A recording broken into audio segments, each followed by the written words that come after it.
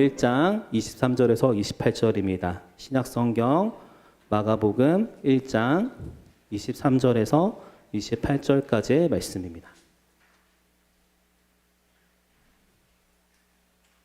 우리 한 절씩 교독하겠습니다. 제가 읽고 그 다음 주 성도님들께서 마지막 절 함께 읽겠습니다. 교독하겠습니다. 마침 그들의 회당에 더러운 귀신 들린 사람이 있어 소리질러 이르되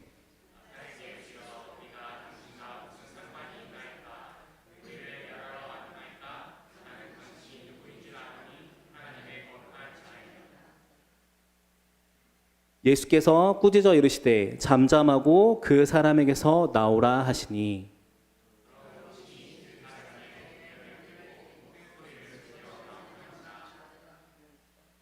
다 놀라 서로 물어 이르되 이는 어찌미냐 권위 있는 새 교훈이로다 더러운 귀신들에게 명한즉 순종하는도다 하더라. 함께 읽습니다.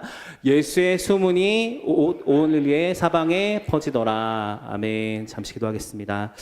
하나님 감사합니다. 오늘 또 주의 말씀을 듣게 하시는 데 감사합니다. 이 시간에 주의 백성들 모두 마음밭을 주장하여 주시고 하나님 좋은 밭같이 되게 하여 주셔서 그 말씀이 신기고 자라나고 열매 맺게 하셔서 삶 가운데 우리 모두가 그리스도를 드러내고 그리스도 안에서 기뻐하는 삶 살게 하여 주시옵소서. 말씀 빼앗지 못하도록 모든 악한 영들 결박하시고 온전히 주의 말씀만 전해지기 원하오며 이 부족한 자는 가리시고 온전히 주님만 드러나시기를 원합니다. 하나님 우리 모두 가운데 함께 하시고 말씀하실 주님을 기대합니다. 감사합니다. 사랑합니다. 우리 주 예수님의 이름으로 기도하옵나이다. 아멘. 네, 우리 성도님들 반갑습니다. 같이 말씀 볼 텐데요. 오늘도 여느 때처럼 질문 한 가지를 드리면서 시작하도록 하겠습니다. 자, 우리 성도님들께서는 귀신이 이 세상에 있다고 믿으십니까? 네, 우리 유스 친구들 하는 건데요. 질문을 해도 대답을 안 하셔도 괜찮아요. 질문 앞에 생각해 보시면 됩니다. 귀신은 이 세상에 있을까요? 첫 번째 질문이고요. 두 번째 질문은 귀신의 힘이 어느 정도로 강할까요?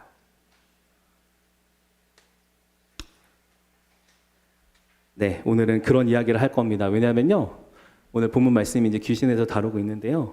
예수님이 귀신을 만났을 때 어떤 일이 일어나는지 너무 명확하게 전하고 있습니다. 자, 먼저 조금씩 천천히 생각해 보겠습니다. 이제 어떤 분들은 요즘 시대 귀신이 어딨냐? 과학이 이렇게 발전했는데 귀신이 어딨어? 라고 하신 분도 있어요. 근데 그분들 말씀도 좀 더 생각해 보면요. 요즘 시대 과학기술 발전했으니 없다. 뒤집어 보면 그렇지 않은 시대는 있었나? 라는 여지를 남겨주시고요. 사람이 부정한다고 해서 귀신이 없어지는 그런 게 아닙니다. 귀신은요. 성경으로 보건대 존재합니다. 네, 우리가 또 귀신에 대해서 흔히 오해하는 거 한 가지 풀면서 시작해 볼게요. 뭐 최근에 많은 드라마, 영화 나오고 AI 영상도 나오고 할 텐데요. 특히 우리 이제 한국 사람들이 특히 동양 사상에서 이제 이런 게 있습니다. 사람이 죽고 나면 그 영혼 혼령이 귀신이 되어서 이 세상을 저 세상 이승저승이라 하죠. 부천을 떠돈다. 막 이런 얘기를 해요. 다른 종교 표현이죠. 자, 중요한 거. 사람이 죽으면 그 영혼이 귀신이 되는 걸까요? 우리 되게 유명한 최근에 나오는 그런 매체에서도 보면은 이제 귀신 소재로 다룬 것들이 많아요. 미화되고 예쁘게 나와서 그렇지 사람의 영혼이 죽으면 귀신 된다는 주장을 하는데 과연 하나님 말씀에서도 그렇게 말을 하느냐? 우리가 직접 한번 확인해 보겠습니다. 오늘은 성경 구절을 많이 인용을 할 겁니다. 혹시 성경을 찾기가 편안하신 분들은 찾으시면 감사하겠고요. 어려우시더라도 제가 말씀을 드릴 테니 같이 들으시면서 같이 생각해 보시면 감사하겠습니다. 자, 먼저 우리가 이 말씀 한번 짚어볼 필요가 있어요. 히브리서 말씀인데요. 네, 9장 27절에 이런 말씀이 나와 있습니다. 한 번 죽는 것은 사람에게 정해진 것이요 그 후에는 심판이 있으리니. 아멘. 이렇게 되어 있어요. 그러니까 사람이 죽고 나면 심판이란 게 있대요. 그럼 심판이 구체적으로 어떻게 되는 거냐? 그거에 대한 근거가 있는데요. 두 가지의 경우가 있습니다. 예수를 믿고 돌아가신 신자가 어떻게 되는지와 예수님 믿지 않고 돌아가신 불신자가 어떻게 되는지가 나와 있는데요. 일단 우리가 이걸 좀 신학에서는 종말론이를 하는데 사람이 이제 죽었을 때 어떻게 되는지를 좀 구분해서 생각할 필요가 있어요. 다시 신자의 죽음, 불신자의 죽음이 있고요. 그 다음에 예수님이 다시 재림하시기 전까지 이 최후의 심판 전까지 이 상태가 있어요. 이제 그거에 대해서 말씀드릴게요. 자, 우리가 이제 누가복음 23장 43절을 보시면요, 이런 거 있습니다. 예수님이 십자가에 달리신 다음에 양편에 강도가 있었죠. 그중에 이제 회개한 강도에게 주님이 이렇게 말씀하십니다. 네가 오늘 나와 함께 낙원에 있으리라. 부천 떠돌다가 이승저승 갔다가 이게 아니고요. 네가 오늘 나와 함께 낙원에 있으리라 말씀하세요. 자, 즉 신자의 영혼이 죽었을 때 예수님 말씀 생각해 보면은 바로 주님 곁으로 가는데 낙원이라는 곳으로 가게 됩니다. 자, 그 다음에 불신자의 영혼이 있어요. 이제 우리 예수님이 그 부자 나사로 비유를 하실 때 역시 누가복음 16장에 나온 말씀인데요. 거기 보면은 비유긴 하지만 사후세계가 어떤지 생각해 볼 수 있도록 주님 말씀하시는데 음부라는 곳으로 가게 돼 있대요. 다시요. 신자는 죽자마자, 그러니까 즉 죽음이란 것은 우리 영혼과 육체가 분리가 되어 그 다음에 이제 영혼만 이제 낙원으로 가고 몸은 땅에 묻히죠. 이제 신자가 그렇고요. 불신자는 음부라는 곳으로 바로 가게 됩니다. 그러고 있다가 예수님이 다시 오신 날에 영원한 생명으로 신자들이 가고, 네, 불신자는 영원한 형벌로 들어갑니다. 그것이 우리가 가지고 있는 전통적인 기독교의 그 종말적인 세계관이에요. 자, 그래서 정리드리면 사람이 죽어서 귀신이 된다? X. 아니에요. 바르게 아셔야 돼요. 아무리 많은 매체가 뭐라고 하고 AI 영상이 나오고 뭐 요즘 보니까 유사 기독교 영상도 많은데 헷갈리시면 안 돼요. 성경에 근거했을 때 사람이 죽으면 바로 하나님 어떤 조치를 받게 되고 낙원이나 음부로 가게 되는 겁니다. 그래서 조상이 꿈에 막 나타나시고 그런 것들 생각해 봤을 때 진짜 그분이라기보다는요, 어쩌면 악한 영들의 모습일 수 있다라고 생각해 보셔야 돼요. 다시요. 사람이 죽어서 귀신 되는 게 아니고요. 귀신은 또 다른 존재입니다. 그러면 이제 그 다음 질문이 나오죠. 귀신이 뭔데? 그럼 도대체 귀신 어디서 나왔는데요? 네, 이제 그걸 살펴볼 거예요. 자, 오늘 마가복음에서 최초로 귀신이 등장하는 본문이기 때문에 이제 말씀 바로 들어가겠지만 귀신을 정확히 모르면 오늘 말씀이 이해가 조금 안 될 수가 있어요. 반대로 귀신의 속성과 얘가 뭔지 알면 오늘 말씀이 잘 이해가 갑니다. 그래서 오늘 귀신이 뭔지를 한번 창세기부터 쭉 한번 살펴볼 거예요. 간단하게 한번 필요한 부분을 말씀드리겠습니다. 자, 먼저 이제 창세기 보시면 3장 기억하시죠? 창세기 3장에 뭐가 나옵니까? 인간의 타락이 나와요. 잘 아시는 부분이에요. 자, 그러니까 인간이 창조되고 나서 얼마 되지도 않아요. 그래서 아직 뭐 아이들 낳았다 이런 얘기는 없잖아요. 그러니까 얼마 되지 않은 상태인데 다른 피조물이 나타나더니 인간을 유혹하고요. 자기가 가진 생각을 인간한테 심어주려고 해요. 뭐 어떤 모습으로 나오죠? 뱀으로 나옵니다. 근데 뱀이 사실 피조물이거든요.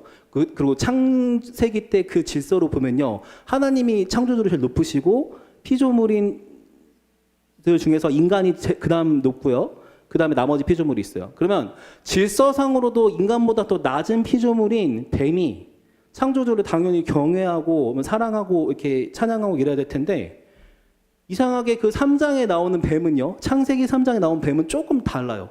우리 성도님들 기억해 보세요. 어떻게 다르죠? 얘가 어떻습니까?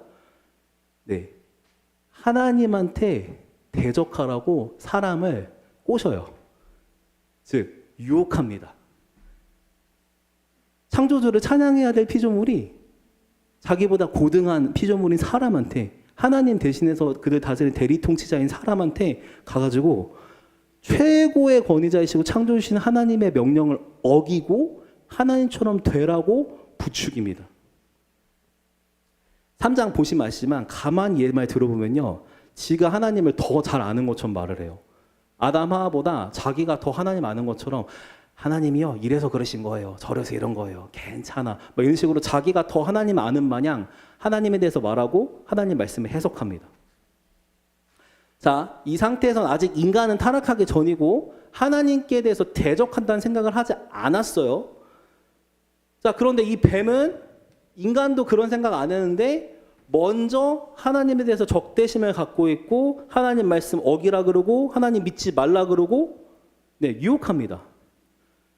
그러면 인간 타락 직전에 하나님께 대해서 적대감을 가지는 이런 현상이 왜 일어나는 걸까요? 자, 다시요. 인간 타락 전에, 인간이 죄짓기 전에 이미 하나님을 싫어하고 하나님을 적대하는 존재가 있었다는 거죠, 논리적으로. 그럼 얘는 어디서 왔을까?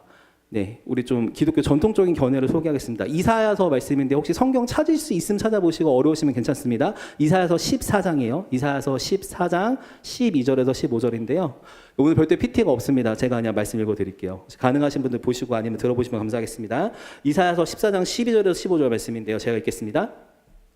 너 아침의 아들 계명성이여 어찌 그리 하늘에서 떨어졌으며 너 열국을 엎은 자여 어찌 그리 땅에 찍혔는고 내가 내 마음에 이르기를 내가 하늘에 올라 하나님의 무별 위에 내 자리를 높이리라 내가 북극 지폐의 산 위에 앉으리라 가장 높은 구름에 올라가 지극히 높은 이와 같아지리라 하는도다. 그러나 이제 내가 스올 곧 구덩이 맨 밑에 떨어짐을 당하리로다. 아멘. 네, 일단 이사야서 이 말씀은요, 본문의 1차적으로는 당시 하늘 높을 줄 모르고 교만했던 그 바벨론 제국 왕이 결국에는 몰락하게 된다는 의미가 1차적 의미가 있는데요. 근데 우리 초대교회 때부터 우리 믿음의 선조 그리스도인들은요, 이 말씀을 단순히 그런 바벨론 인간 왕에 대한 이야기로만 읽지는 않았습니다. 자, 무슨 얘기냐면요. 이사야서 예언 보면은 왜 예수님에 대한 예언도 나오는데 한 아기가 날 것이라면서 이제 예언한 임마누엘 그 사건이 있었잖아요. 근데 실제로 그게 그 시대만 해당되는 게 아니라 예수님에 대한 예언으로서 성취되는 의미도 있었죠. 그런 것처럼 일단 1차적으로는 이 바벨론 왕의 패망, 너 영원하지 않을 거야. 너도 결국 망할 거야. 이렇게 하는 거지만 여기 표현을 좀 더 보세요. 하늘에 올라 하나님의 무별 위에 내 자리를 높이리라 지극히 높은 자와 같아지리라. 표현이 어떻습니까? 이게 그냥 단순한 인간 통치자가 뭐 좀 더 전쟁에서 땅을 넓혀야지 자원을 많이 모아야지 이런 느낌이에요. 그거보다 좀 더 가지 않습니까? 뭔가 좀 우주적인 그런 것까지 이렇게 좀 비유가 되잖아요. 그러니까 이사야는 바벨론 왕의 교만을 그것보다 훨씬 더 강한 표현으로 표현한 거예요. 지극히 높으신 하나님이랑 맞먹으려 그런다. 그 자리를 차지하려 그런다. 그런 교만을 표현한 겁니다. 그 교만 뒤에 뭐가 있을까요? 바벨론 왕, 1차적으로 그 바벨론 왕, 그 사람이 그렇게까지 이렇게 하나님하고까지 맞먹으려는 이 교만, 어디서 왔을까요? 네, 그래서 이 표현에서 나오는 계명성을요, 전통적으로 이제 사탄의 모습으로 봅니다.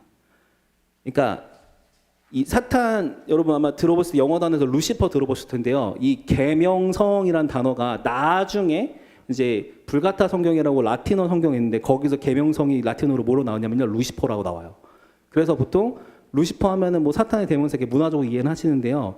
일단은 뭐 그렇게 문화적으로 보는 것처럼 뭐 뿔 달리고 빨간 피부에 막 괴상하게 생긴 그렇다기보다는 루시퍼란 뜻 자체가 원래 빛나는 자 이런 뜻인데 성경학자들이 유대 전승이라는 어떤 그 문헌에 따라서 이렇게 주장을 해요. 쉽게 말해서 루시퍼가 빛나는 자, 너무 이렇게 막 자기가 대단해 보이고 멋져 보이고 하니까 나중에 교만해져가지고 나 하나님처럼 될 수 있는 거 아니야? 왜? 나 이 정도 되면 뭐 좀 되는데? 하나님처럼 똑같이 해버려야지? 하면서 이렇게 대적하고 반역하다가 이제 완전히 타락하고 망신당하고 어떤 자유를 뺏겼다. 이제 그런 해석이 있어요. 그러니까 중요한 건 확실하게 성경을 볼 수 있는 거는요. 하나님한테까지 맘먹고자 하는 교만이 있었고, 이제 사탄이 이런 마음을 가졌었고, 이제 전통적으로는 이것이 어떤 그 사탄과 귀신에 대한 어떤 기원으로 보는 구절이긴 한데요. 근데 오늘 우리가 집중해야 될 것은 성경엔 분명히 이 사탄과 귀신의 존재에 대해서 이야기를 한다는 것입니다. 자, 우리 좀 다른 말씀으로 좀 더 구체적인 걸 확인해 볼게요. 이제 베드로 후서 2장 4절 말씀입니다. 베드로 후서 2장 4절 말씀. 제가 읽겠습니다. 하나님이 범죄한 천사들을 용서하지 아니하시고 지옥에 던져 어두운 구덩이에 두어 심판 때까지 지키게 하셨으며. 아멘. 또 이제 유다서에도 비슷한 말씀이 있어요. 유다서 1장 6절입니다. 또 자기 지위를 지키지 아니하고 자기 처소를 떠난 천사들을 큰 날의 심판까지 영원한 결박으로 흑암에 가두셨으며. 아멘. 자, 여기서도 하나님께 범죄한 천사들이 등장합니다. 그리고 이제 어떤 표현이 있죠? 자기 지위를 지키지 아니하고 그리고 자기 처소를 떠난 이라는 표현이 나옵니다. 그러니까 성경이 신학보다도 성경 자체에서 좀 불필요했겠죠. 분명하게 말한 게 이거예요. 하나님이 창조하신 천사들 가운데 하나님께 범죄한 천사들이 있다. 자기 지위를 지키지 않은, 즉 하나님이 정해주신 그 창조 질서 속에 자기 지위를 지키지 않은 천사들이 있다는 겁니다. 자, 악한 천사들이 있어요. 범죄한 천사들. 자, 그러면 이 악한 천사들과 마귀는 어떤 관계일까요? 예수님의 말씀에서 알 수 있어요. 마태복음 25장 41절입니다. 제가 읽어드리겠습니다. 마태복음 25장 41절. 또 왼편에 있는 자들에게 이르시되 저주를 받은 자들아 나를 떠나 마귀와 그 사자들을 위하여 예비된 영원한 불에 들어가라. 아멘. 예수님께서는요 마귀라고만 하지 않으시고요 마귀와 그 사자들이라고 말씀하세요. 그러니까 그 서열상 마귀가 높은 거예요. 그리고 이제 마귀를 따르는 영적 존재가 있다는 걸 예수님이 친히 말씀하셨어요. 자, 근데 NLT 성경 보면요, 그 마귀 사자들이 demons라 번역되는데 우리가 demon하면 보통 귀신이라 번역하죠. 자, 이제 성경의 여러 정황으로 봤을 때 이 타락한 천사들이 이제 신학큰 전통에서 이제 귀신으로 보고 있어요. 자, 다시 한번 정리해 드릴게요. 일단은 귀신은 죽은 사람들의 영혼이 아니고요. 귀신은 여러 구조를 고려했을 때 타락한 천사들입니다. 하나님께 대적했던 그들의 수장이 이제 마귀고요. 자, 그리고 이제 결정적으로 이 마귀가 그러면 에덴 동산 나오는 뱀이랑 뭔 상관이냐? 네, 그거에 대한 근거가 되는 구절 요한계시록 12장 7절에서 9절을 읽어드릴게요. 하늘에 전쟁이 있으니 미가엘과 그의 사자들이 용과 더불어 싸울새 용과 그의 사자들도 싸우나 이기지 못하여 다시 하늘에서 그들이 있을 곳을 얻지 못한지라. 큰 용이 내쫓기니 곧 옛 뱀, 곧 마귀라고도 하고 사탄이라고도 하며 온 천하를 꿰는 자라. 그가 땅으로 내쫓기니 그의 사자들도 그와 함께 내쫓기니라. 아멘. 자, 정리해 볼게요. 큰 용, 요한계시록 큰 용 나와요. 옛 뱀, 마귀, 사탄, 온 천하를 꿰는 자. 다 같은 대상을 말하고 있습니다. 속성이 좀 달라요. 격가지로 말씀드릴게요. 사탄이라는 게요, 원래는 대적하는 자란 뜻이에요. 적 그런 뜻이고, 마귀라는 게 이제 유혹하고 이제 하는 그런 특성 갖고 있고요. 옛뱀, 여기 옛뱀 나오죠. 우리가 주목할 게 옛뱀인데 요한계시록 기준에서 옛날에 어떤 뱀이 있었다. 그럼 옛뱀 그게 뭘까요? 자, 지금까지 쭉 들어본 마귀 귀신의 속성들 들어봤을 때 하나님 싫어하고 인간 유혹하고 그랬을 때 그 옛뱀이 누굴까요? 네, 그 창세기 3장에 나오는 그 뱀을 이 계시록 12장에서 옛뱀이라고 부릅니다. 자, 그럼 연결이 되시죠? 자, 그럼 뭐예요? 성경 창세기부터 계시록까지 쭉 훑어봤을 때 어떻게 연결이 되느냐? 이 창세기 3장의 인간을 하나님한테 대적하게 유혹하는 이 존재는요, 그냥 일개 우리가 아는 흔한 그런 뱀이 아니라 사탄인 거죠. 마귀인 거죠. 그래서 자기가 가진 마음, 내가 하나님처럼 높아져야지 했는데 안 됐어요. 근데 그 마음을 자기는 못하고 사람들한테 심어주면서 야, 너도 하나님처럼 될 수 있어. 하나님 섬기지 마. 하나님 너를 통제하는 존재야. 너를 압박하고 괴롭히고 네 자유를 뺏는 존재야. 못하러 그런 하나님 말을 들어. 네가 하나님이 되면 돼. 이런 논리로 계속해서 거짓 자유를 얘기하면서 하나님한테 벗어나라 그래요. 여러분, 그러니까 들으세요. 마귀 핵심은요, 막 뿔 달리고 막 뭐 불타는 모습 나오고 뭐 이런 것보다 어떻게 해서든 하나님하고 멀어지게 만들어요. 어떻게 해서든 하나님 필요 없다 생각하게 만들고 하나님이 좋으신 분이 아니라 자유를 뺏는 분으로 오해하게 만들어요. 창세기 때 보세요. 하나님이 다 주셨고 하나님과 피조물 사이의 질서 때문에 선과 악을 알게 한 나무 열매 그 딱 하나만 금하신 거예요. 그거 보면서 하나님 존재 좀 인식을 하라고. 창조주가 있다고. 그러려고 주신 건데 뭐야, 하나님 다 금지하신 분이야? 이런 식으로 만들잖아요. 마귀가 그런 존재입니다. 자, 그렇습니다. 자, 마귀의 속성이 이거예요. 그 부하인 귀신의 속성이 이겁니다. 하나님이 하지 말라 하신 걸 보고 야, 괜찮아. 죄 좀 지면 어때? 한 번만, 딱 한 번만 이런 식으로 자꾸 유혹하고요. 순종해야 되는 존재가 하나님께 대적하게 만들어요. 그리고 하나님을 기뻐하려고 예배하려고 하면요, 계속 그거 말고 다른 곳에 눈을 돌려서 못하게 합니다. 물론 마귀가 유혹했다고 전 잘못 없어요. 다 마귀들 때문이에요. 아니에요. 이거 아닙니다. 우리가 가진 건강한 신앙은요, 마귀가 유혹을 하는데 부추겨요. 야, 해봐 부추기는데 결국에는 그걸 듣고서 선택한 우리 잘못이에요. 그러니까 죄에 대한 책임은 인간에게 있어요. 우리가 그런 부추김을 받고서 뭔가 죄를 지었다. 마귀 때문이에요? 아니요. 우리 책임이 있어요. 그걸 아셔야 돼요. 반면에 다시요, 우리가 죄를 짓는데 마귀가 엄청나게 도움을 주긴 합니다. 계속 유혹을 하고 도움을 줘요. 자, 마귀가 그런 존재입니다. 자, 정리해 볼게요. 하나님을 의심하게 하고, 말씀을 거부하게 하고, 말씀을 왜곡해서 듣게 하고, 자기 원하는 대로 하나님과 멀어지게 만드는. 그래서 죄 짓게 한 다음에 하나님, 얘 보세요. 당신 믿는 사람이면서 죄 졌잖아요. 이거 보세요. 혼내셔야 되는 거 아니에요? 이런 식으로 자꾸 하나님과 우리 사이 이간질하는 그런 게 마귀고 귀신들입니다. 악한 존재예요. 그리고 오늘 본문에 나오지만요, 얘들이 주로 그런 일을 하는데 그 과정 속에서 한마디로 이래요. 엄청 잔인하고요, 엄청 음란하고요, 거짓투성이에요. 이제 그런 힘을 가지고 사람을 괴롭히고 할 수 있으면 지배하려 듭니다. 지들이 감히 하나님처럼 사람을 지배해가지고 그 삶을 완전히 묶어버린 다음에 자기를 종노릇하게 만들어요. 그게 이 마귀와 귀신들의 특징입니다. 자, 근데 문제가 있어요. 우리 힘으로 귀신하고 싸워서 이길 수 있을까요? 여러분, 제가 이 말씀을 기초적인 것처럼 왜 말씀드리냐면요, 수많은 영상 매체 통해서 뭐 테마서도 나오고 뭐 엑소시스트 나오고 여러 가지 주장들을 하는데, 하나님 말씀 비춰봤을 때 우리 사람 자체 자력으로 순수하게 인간 힘으로 귀신이라는 영적 존재를 우리가 싸워 이길 수 있느냐? 죄송한데 우리 자체 힘으로는 안 돼요. 받아들이셔야 됩니다. 예, 그리고 심지어 그러면 귀신이 귀신 쫓는 건 뭐예요? 무당이나 이런 분들. 그 신학적으로 어떻게 보냐면요, 더 센 귀신 데려와가지고 약한 귀신 쫓아낸 다음에 더 삶 망쳐버리는. 그러니까 귀신끼리 연극하는 거예요. 아셔야 돼요. 속으시면 안 돼요. 아셨죠? 그러니까 이제 이 귀신이란 존재는 우리 힘으로는 절대 이길 수가 없어요. 근데 어떡하냐? 너무 감사하게도 기쁜 소식이 있습니다. 우리 요한일서, 요한복음 말고요, 그 계시록 좀 앞에 보시면 요한 1, 2, 3서 있죠. 그러니까 요한일서 3장 8절 보시면은 이런 말씀이 있어요. 제가 읽어드릴게요. 우리를 위한 복음입니다. 하나님의 아들이 나타나신 것은 마귀의 일을 멸하려 하심이라. 할렐루야. 다시 한번 말씀 들어보세요. 하나님의 아들이 나타나신 것은 마귀의 일을 멸하려 하심이라. 믿으십니까? 우리 예수님이 그래서 오셨어요.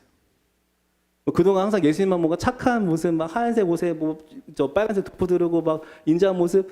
네, 우리 주님 그런 분이신데요, 예수님 이미지가 그게 전부가 아니에요. 십자가 달리신 모습이 너무 중요하고 정말 구원의 핵심이죠. 근데 우리 항상 이 복음서 통해서 예수님을 더 만나가잖아요. 오늘 우리가 만날 예수님은요, 마귀의 일을 멸하러 오신 예수님이세요. 그러니까 마귀한테는 엄청나게 무서운 분이에요. 그걸 좀 볼 거예요. 자, 근데 궁금하지 않습니까? 자, 지금까지 오랜 시간 동안 인간을 속이고 유혹하고 괴롭혔던 이 마귀와 그의 사자 귀신들, 이들이 예수님하고 직접 만났다. 그 인카운터 직접 만났다. 그럼 어떻게 될까요? 네, 답을 알고 계시겠지만 실제 생활에서도 그런 일이 일어났을 때 어떤지 한번 생각해 보셔야 돼요. 자, 요즘 제가 최근에 좀 AI 영상, 뭐 기독교 영상이라고 몇 가지 이렇게 보는데요. 아, 정말 좀 답답하고 힘든 영상들이 있어요. 뭐냐면 막 Jesus vs Demon 이래가지고 예수님하고 그 사탄이 이렇게 싸움 이렇게 보는데, 뭔가 비등한 두 영적 존재, 선과 악을 대표하는 존재끼리 나와서 힘겨루기를 하는 듯한 그런 영상들이 가끔 나와요. 죄송한데 예수님께 대한 모욕입니다. 왜 그런지 말씀을 설명을 드릴게요. 자, 다시요. 우리 청년분들 잘 들으세요. 수많은 가치관이, 우리 학생들 잘 들어요. 수많은 가치관이 우리 속이려고 할 텐데, 과연 예수님과 귀신이 만났을 때, 어떤 대결 구도가 있었을 때 그게 과연 대결이 될까? 힘이 비등할까?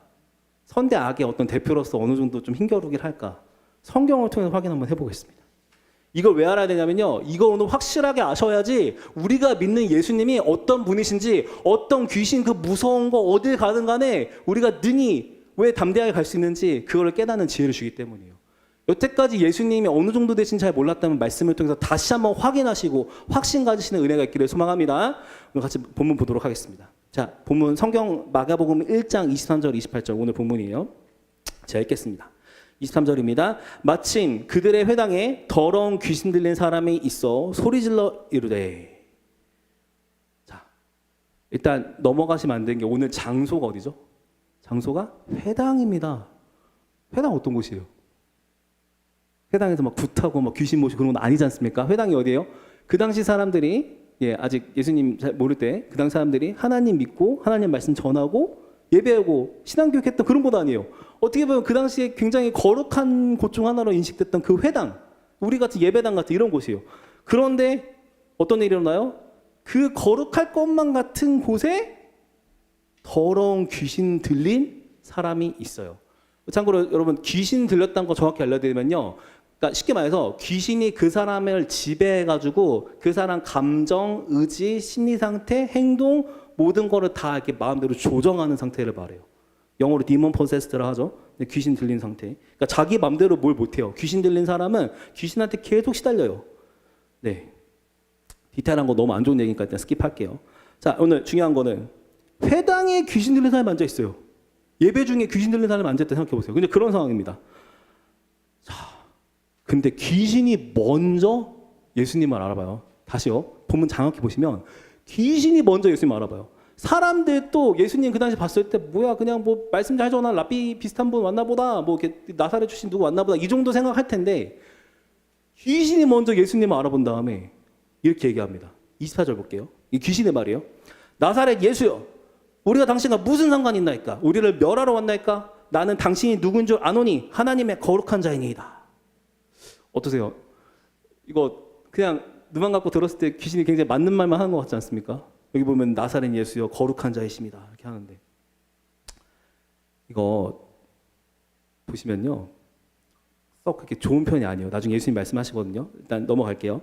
그러니까 먼저 첫 번째 말은 뭐냐면요. 왜 우리한테 관여하십니까? 왜 우리한테 간섭하십니까? 왜 우리를 건드십니까? 라는 뜻이에요. 왜 그러냐? 우리 지난주 기억나시죠? 예수님이 말씀 가르치신 것 가운데 이어져서 지금 이 귀신 들린 사람의 반응이 나오는 이런 모습이거든요. 그러니까 예수님이 뭔가 하나님 나라 선포하시고 말씀하시는데 예수님 말씀 전하고 있는데 갑자기 귀신이 막 난리치면서 아, 왜 우리 건드세요? 좀 내비두라고요. 왜? 우리 잘 살고 있는데 왜 건드려요? 제발 우리 망하게 멸하게 하려고 왔어요? 라고 물어보는 거예요. 그러니까 자기가 어떻게 될 건 정확히 알아요. 근데 여기 표현 보시면 나사렛 예수 하나님의 거룩한 자라고 나오죠.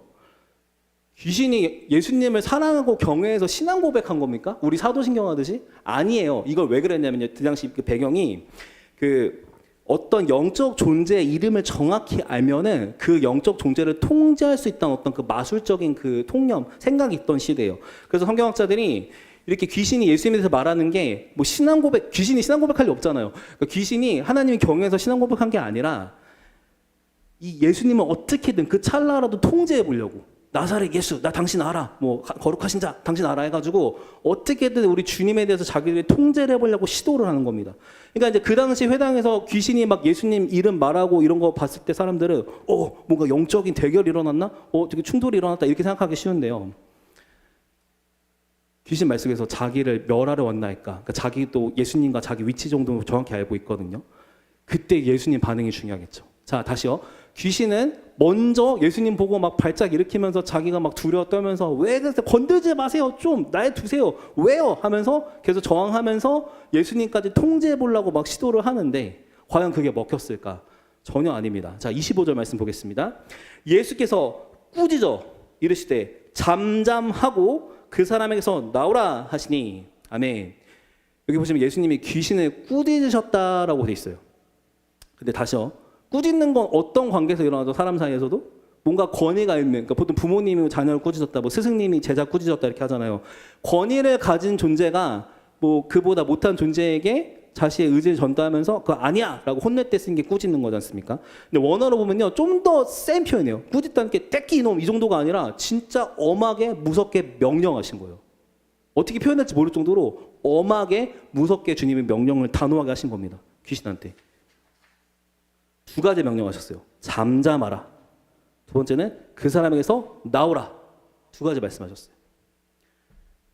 자, 근데 지금 귀신이 뭔가 나쁜 말 하는 것 같진 않아요. 하나님의 거룩한 자 아래서 뭐 나쁜 말 하는 것 같진 않은데 왜 예수님이 잠잠하라 라고 말씀하셨을까요?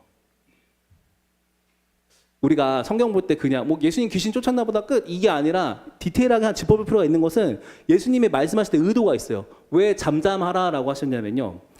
일단은 우리가 이제 신학에서 계시의 점진성이라 합니다. 그러니까 하나님이 자신을 드러내신 것을 천천히 시대에 맞게 보여주시는 걸 말하는데요.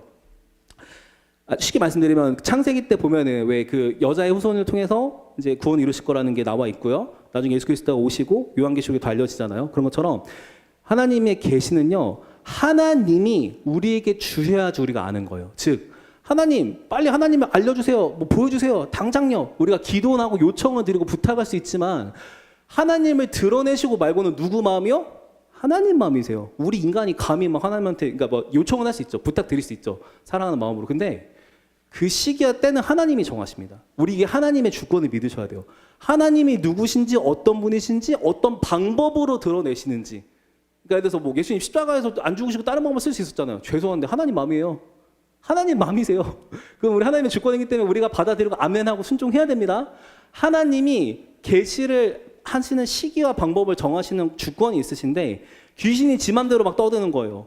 여기 보면은 하나님의 거룩한 자, 우리가 듣기에는 너무 맞는 것 같지만 그 당시 사람들한테 뭐 신의 아들, 신의 거룩한 자 이런 표현 들었을 때 그 당시 그리스 로마 종교도 때 있던 거 아시죠? 그러니까 뭔가 예수님에 대해서 믿어야 되는데 헷갈리게 믿을 수 있고, 하나 더 예수님의 어떤 힘, 군사적인 것, 능력 이것만 집중하면 십자가에 돌아가셔가지고 희생하신 이것까지 모를 수가 있단 말이에요. 그러니까 쉽게 말씀드려서 하나님에 대해서 막 귀신이 떠드는데 그게 계시의 때와 시기와 방법을 정하시는 예수님의 주권이 있으니까 잠잠하라. 아직 아니야. 너 지금 떠들 때 아니야. 누가 마음대로 나를 드러내. 조용해. 이렇게 하신 게 있고요. 두 번째는 그 내용에 있어서 사람들이 오해할 수 있는 부분들 예수님이 미리 차단해 주시는 그런 것도 있는 겁니다. 자, 그래서 잠잠하라 라고 말씀하셨어요. 이것도 명령이에요. 귀신은 이때 입 다물어야 됩니다. 더 이상 예수님에 대해서 말하면 안 되는 거예요. 예수님의 권위가 먹혔다는 게 드러나려면 귀신은 지금부터 아무 말도 하면 안 돼요. 맞죠? 볼게요. 어떻게 되는지. 자, 두 번째. 그 사람에게서 나오라.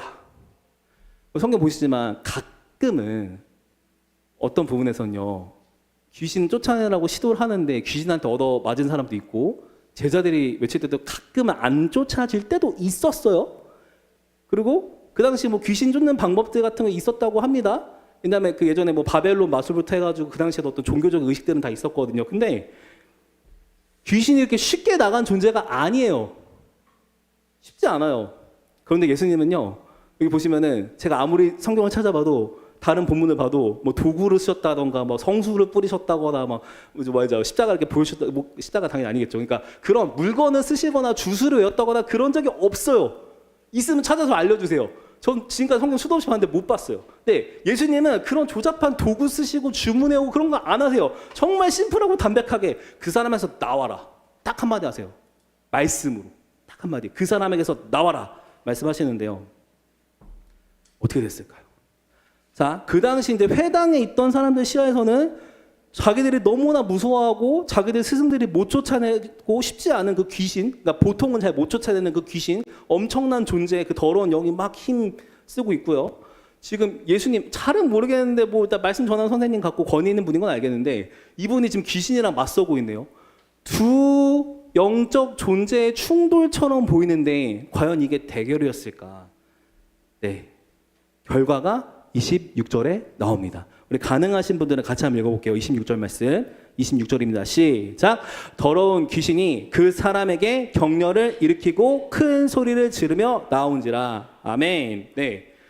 어떻게 됐습니까? 격려를 일으키고 큰 소리 지르며 나온지라. 자, 여기서 오해하시면 안 되는 거. 큰 소리 질렀으니까 예수님 말 안 들은 거 아니냐? 잠잠하라 했는데, 여러분 항상 맥락 있죠. 아까 예수님 말씀하신 잠잠하라는 건 뭐냐면, 실제로 그런 질문 받아봤어요. 그러니까 예수님이 잠잠하라 하신 거는요, 정확히 함부로 나에 대해서 떠들지 말아라. 네가 뭔데 하나님의 계시를 하나님하고 대적한 네가 뭔데 말해. 조용해. 가만히 있어. 그러니까 이런 거거든요. 그러니까 주님에 대한 아무 말도 못하고 입을 다물면 예수님 말씀이 이루어진 건데, 귀신은 지금 뭐 말을 하고 그를 말을 통해서 사람들이 어떤 내용을 전달했습니까? 아니에요. 더 이상 그걸 못해요. 그러면 예수님 말씀이 그대로 이루어진 게 맞습니다. 그러니까 소리 질렀다고 잠잠한 거 아니잖아요. 이렇게 오해하시면 안 돼요. 예수님 말씀 그대로 이루어졌어요. 귀신은 아무 말도 못했어요. 자, 근데 이제 소리 지르는 게 또 뭐 어떤 의미가 있냐면요. 아무리 이렇게 귀신이 소리 지르고 요동하는 것, 즉 자기가 힘 써보려고 별 난리를 쳐도 결국엔 예수님 말씀대로 된다는 게 오히려 그 귀신의 어떤 소리 지름 속에서 보이는 거예요. 아무리 발악해봤자 힘 못 써요. 결국엔 나와야 되는 겁니다. 그걸 보여주고요. 하나 더 격가지로 귀신이 어떤 존재인지 새삼 또 보게 되는 거죠. 곱게 안 나와요. 성경 보면은 귀신 나오라 했을 때 보통은요 막 죽은 자 같이 돼버리고 막 쓰러져 있고, 그러니까 뭐예요? 얘는 가만히 있으면 사람을 그렇게 괴롭히고 죽이려고 그러고 다치게 하고 찢어버리고 막 이런 악한 존재라는 게 또 이것 속에 드러나는 거예요. 자, 중요한 거. 예수님께서 말씀으로만 잠잠해라, 나와라 하셨는데 귀신이 나올 수밖에 없습니다. 즉시 나오고요.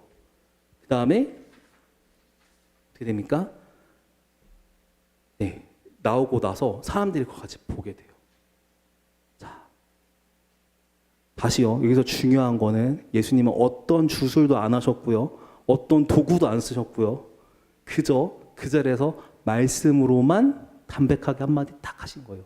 그 사람에서 나오라고 엄하게 명령하셨을 뿐입니다. 그랬더니 어떻게 되느냐. 진짜 나왔잖아요. 이게 27절의 사람들의 반응인데 제가 읽어드릴게요. 다 놀라 서로 물어 이르되 이는 어찌미냐. 권 있는 새 교훈이로다. 더러운 귀신들에게 명한듯 순종하는도다 하더라. 아멘. 이 사람들의 그 놀람이 느껴지세요? 이거 좀 우리 한국 표현 좀 약해요. 이게 놀란 정도가 아니라 우리 요즘 현대어로 표현하자면 경악한 거예요. 완전 쇼크받아 경악이 돼가지고 좋은 의미에서 패닉이 온 거죠. 말이 돼? 야야, 너 봤어? 오, 봤어? 오, 그치? 이게 말이 되니? 말면서 막 너무 놀라가지고 자기들도 어쩔 줄 모르는 상태에서 예수님을 보는 거예요. 근데 그들의 표현 있죠? 권위 있는 새 교훈이로다. 그 당시 수많은 종교 지도자들은 이런 걸 못했어요. 뭐 누구 납비 말에 의하면 이런 게 있고 하나님 말씀이 있었고 뭐 안식일 때 어디 하면 안 되고 이런 얘기나 했지. 이렇게 귀신한테 잡혀서 어두운 더러운 영한테 잡혀서 사람이 얽매여 있을 때 자유를 잃어버리고 삶이 망해갈 때 그를 구해주는 건져주는 걸 경험하지 못했다고요. 이 말씀을 봤을 때. 근데 이들의 고백 있죠. 더러운 귀신에게 명한즉 순종하는도다. 이 순종하는도가 헬라 원어 보면요 정확히는요 어떤 힘을 가지고 복종시키다, 뭐 히포타스 이런 표현에서 힘을 가지고 복종시키는 그런 건데 예수님의 권세가 너무나 강하시니까 사람 보기에 너무나 강해 보이는 귀신들이 예수님한테 굴복하는 거예요. 힘이 딸려서 숙일 수밖에 없는데 적당히 비등한 힘끼리 싸우다가 좀 이긴 게 아니라 압도적으로 그냥 눌러버리시는. 그러니까 뭐 싸웠다고 말할 수가 없는, 대결하다 말할 수가 없는, 그러니까 일방적으로 당하는 거죠. 다시요. 예수님하고 귀신하고 이렇게 어떤 충돌이 일어났을 때 충돌이란 말 못 쓸 정도로 일방적으로 귀신이 당하는데요. 너무나 주님의 권세가 높기 때문에 귀신이 사람들이 보기에는 권세가 높은 것 같아도 일방적으로 당할 수밖에 없는 겁니다. 찍어 눌림을 당하는 거예요. 예수님한테. 그게 여기서 나오는 순종한도다가 이제 복종, 네, 굴복당하는 거죠. 그러니까 여러분 여기서 기억해야 될 게 뭐냐면요. 영상 매체들이 아무리 AI 영상들이 수많은 얘기를 해도요. 예수님이 귀신한테 좀 나가줄래? 막 빌고 막 달래고 이러신 게 아니라 정말 담백하게 잠잠해 나가 한마디 하셨는데 즉시 귀신이 아무 저항도 못하고 그저 나갈 수밖에 없는 이런 놀라운 역사가 일어난다는 겁니다. 예수님이 이 정도예요. 알고 계셨나요? 우리가 믿고 사랑하고 늘 찬양하고 예배드린 주님이 그냥 착하게 하나님 나라 믿으세요. 착하게 사세요. 이 정도가 아니라 어떤 영적 존재들이 자기들이 아무리 힘세다고 주장하고 사람을 괴롭히고 억누를 찌라도 능히 그들을 구할 수 있는 권능을 가지신 주님이시라는 거예요. 예수님께 이런 권능이 있습니다. 믿으십니까? 오늘 그 말씀이 이 말씀 예수님 증언하고요. 그 다음에 그 예수님의 소식 들었을 때 가만히 있겠습니까? 복음을 정말 들은 사람은 견딜 수가 없어요. 너무 주님이 위대하시고 놀라신 거 봐버리니까 견딜 수가 없어요. 그래서 그 현장에서 이 회당에서 새로운 교훈, 예수님의 역사를 본 자들이 갈릴리 사막으로 나와서 예수님의 소문을 퍼뜨립니다. 예수님이 이런 분이시구나. 귀신이 쫓겨나는구나. 귀신이 굴복하고 듣는구나. 즉시 우리 주님이 이런 분이시라는 것이 드러났습니다. 자, 주님이 너무나 사랑하시는 우리 칼라마주 하나님교회 성도 여러분, 우리 이 짧은 말씀이지만 기억해야 될 것은 무엇이냐면요. 제발 예수님을 약하게 보지 마십시오. 이게 왜 중요하냐면요. 늘 우리가 묵상한 예수님 어떤 분인지 모르겠지만 흔히들 막 이렇게 착한 모습, 선한 목자도 돌보시는 모습 그런 게 있는데요. 돌보실 때는 위협으로부터 지키신다까지 같이 있는 거고요. 우리에게 최고의 위협은요. 영적으로 존재하는 악한 영들이에요. 이거 우리 스스로의 힘으로는 절대 못 이깁니다. 우리 싸움이 혈과 육을 상대한 싸움이 아니라고 했지 않습니까? 우리는요, 이 악한 영들하고 하나님 나라 갈 때까지 싸워야 되는데, 주님 오실 때까지 싸워야 되는데, 우리 힘으로 이길 수가 없어서 예수님의 이름, 예수님의 권세로 이를 대적하는 싸움인 거예요. 중요한 거는 우리 주님이 압도적으로, 절대적으로 이기신다는 겁니다. 이 말씀 왜 드리냐면요, 혹시나 안 그러셨겠지만, 이따 나눌 때도 하실 텐데, 그동안 어떤 특정 날에 괜히 재수 없을까봐 이사도 함부로 못 하시고, 옛날에 한국 편에 손 없는 날에서 막 이사 날짜 그런 거 있죠? 그리고 괜히 이 날에 뭐 하면 뭐 애군 낄 것 같아서 뭐 조심스럽다, 오늘 부적이 이렇다, 운세가 이렇다. 제발요. 우리 안 그러셨겠지만 혹시나 조금이라도 그런 것들에 영향을 받으셨다면 우리가 최고의 영적 세계에서도 최고의 권위를 가지신 예수 그리스도를 믿는 예수님의 사람인 걸 기억해 주십시오. 우리를 건들려 하잖아요. 우리가 예수 안에 있잖아요. 귀신이 예수님부터 이겨야 돼요. 제가 우리 아들 딸 하나님 예배했는데 그렇게 가르쳐요. 우리를 하나님 허락 없이는 악한 영들은 털끝 하나 못 건듭니다. 왜요? 우리 주님의 권세가 이렇게 위대하시니까. 그래서 앞으로 한 주 살아가실 때요, 영적 세계가 있다는 거 기억해 주십시오. 그리고 귀신은 있습니다. 그러나 그 귀신들 아무리 지들이 막 다양한 모습으로 등장한다고 할지라도 우리가 두려워할 필요가 없는 것은요, 어떤 영적 권세보다 강하신, 눈에 보이는 세계, 눈에 보이지 않는 세계까지 다스리시는 예수 그리스도께서 최고의 권세를 가지신 하나님 아들이시라는 사실입니다. 우리가 이런 예수님 믿고 삽니다. 그러므로 다시 한번 예수님이 얼마나 강하신 영적 권위, 보이지 않는 세계까지 어떤 영들도 다스리시는 걸 알고 계시면서 그 주님 믿고 기쁨으로 담대하게 사는 우리를 소망합니다. 같이 기도하겠습니다.